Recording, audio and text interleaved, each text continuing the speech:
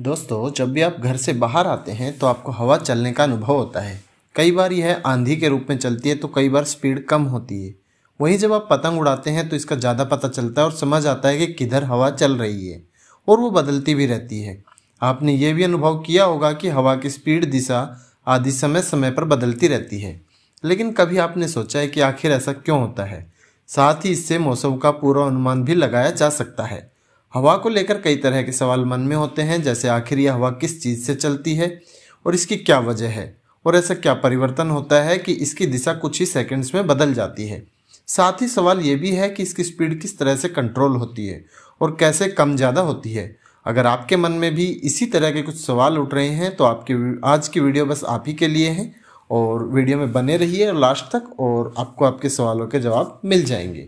इससे पहले दोस्तों, मैं आपसे रिक्वेस्ट करता हूँ, प्लीज़ मेरे यूट्यूब चैनल को सब्सक्राइब कीजिए ताकि मेरी आने वाली वीडियोस आपको टाइम टू टाइम मिल सके। तो चलिए दोस्तों, सबसे पहले जानते हैं कि एक्चुअल में हवा होती क्या है।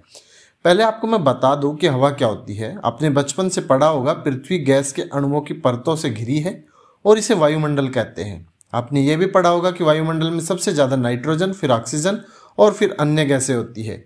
एक रिपोर्ट के अनुसार जब इन गैसों के अणु गति पकड़ते हैं तो उसे हवा कहा जाता है।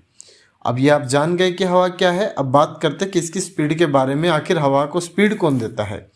दोस्तों, सूर्य पृथ्वी की सतह को गर्म करता है और इससे वायुमंडल भी गर्म होता है।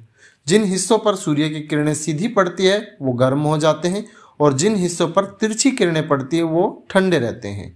पृथ्वी की सतह गर्म होने से हवा भी गर्म हो जाती है। गर्म हवा ठंडी हवा की अपेक्षा हल्की होती है, इसलिए ऊपर की तरफ उठती है और फैलती है। उसकी जगह लेने के लिए ठंडी हवा आ जाती है और ऐसे में तापमान के आधार पर हवा चलती रहती है। होता क्या है कि इसकी हवा की दिशा भी बदलती रहती है। इसके लिए हवा हमेशा उच्च दबाव क्षेत्र से निम्न दबाव क्षेत्र की ओर जाती है। इसके साथ ही धरती का रोटेशन, मौसमी प्रेशर, गर्मी की वजह से हवा का रुख बदलता रहता है। ये हवा धरती के रोटेशन के आधार पर प्रेशर और हीट के साथ मिलकर अपना रुख बदलती है, और इसी वजह से हवा की दिशा भी बदलती रहती है। दोस्तों, ये हवाएं कई तरह की होती है और इन हवाओं से ही मौसम आदि पर प्रभाव पड़ता है। मौसम में होने वाले अधिकतर परिवर्तन हवा की वजह से होते हैं, यानी हवा का दबाव आदि मौसम के बारे में बताते हैं। इसलिए आपने देखा होगा कि मौसम विभाग के लोग हवाओं के प्रेशर आदि को देखते रहते हैं और समझते हैं कि आने वाले वक्त में मौसम कैसे रहने वाला है। तो दोस्तों, आज की वीडियो में बस इतना ही। उम्मीद करता हूँ आपको आपके सवालों के जवाब मिल गए होंगे।